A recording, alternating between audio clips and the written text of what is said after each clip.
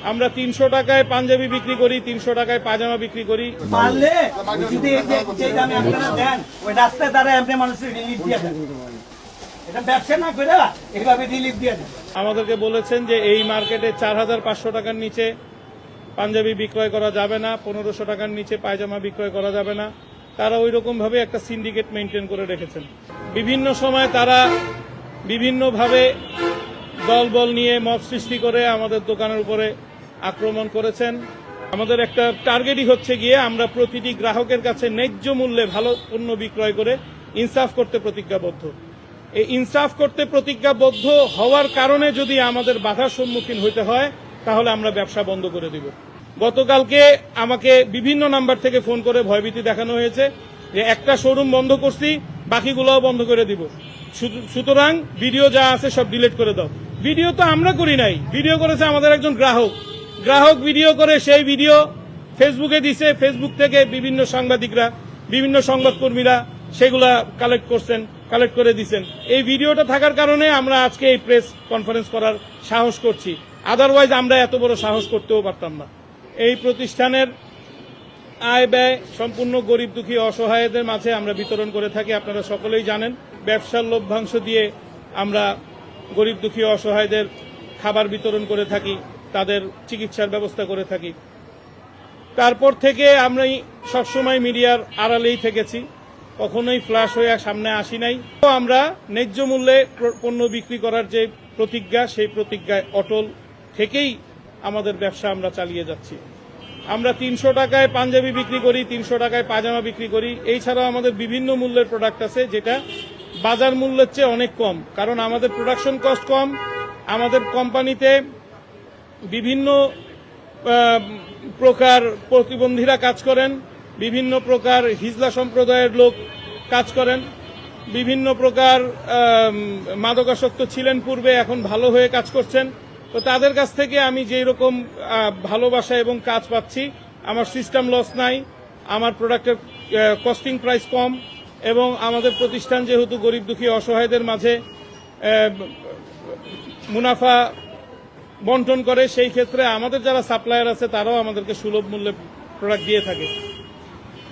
সেদিন পুলিশ সহ আমাদের দোকানটি বন্ধ করে দেয়। আমাদের দোকানের ভিতরে কাস্টমার ছিল, এই কাস্টমারদেরকে ধাক্কা দিয়ে বের করে দেয়। সিসিটিভি ফুটেজে আপনারা বিশ্লেষণ করে দেখতে পারেন।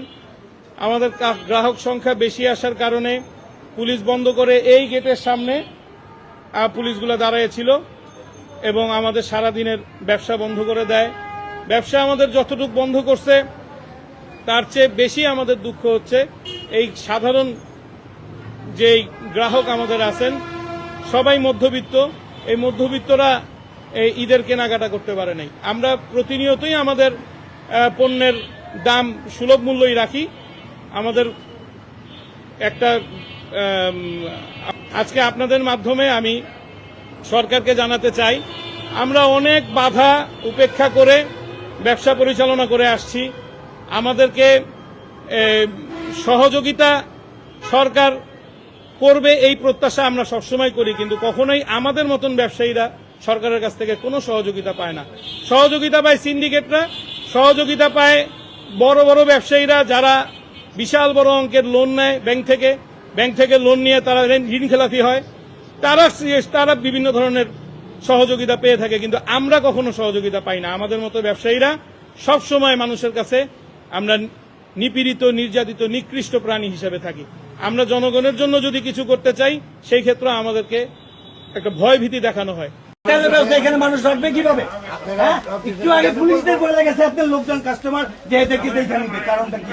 এটা আইন, কাস্টমার বলছে এই যে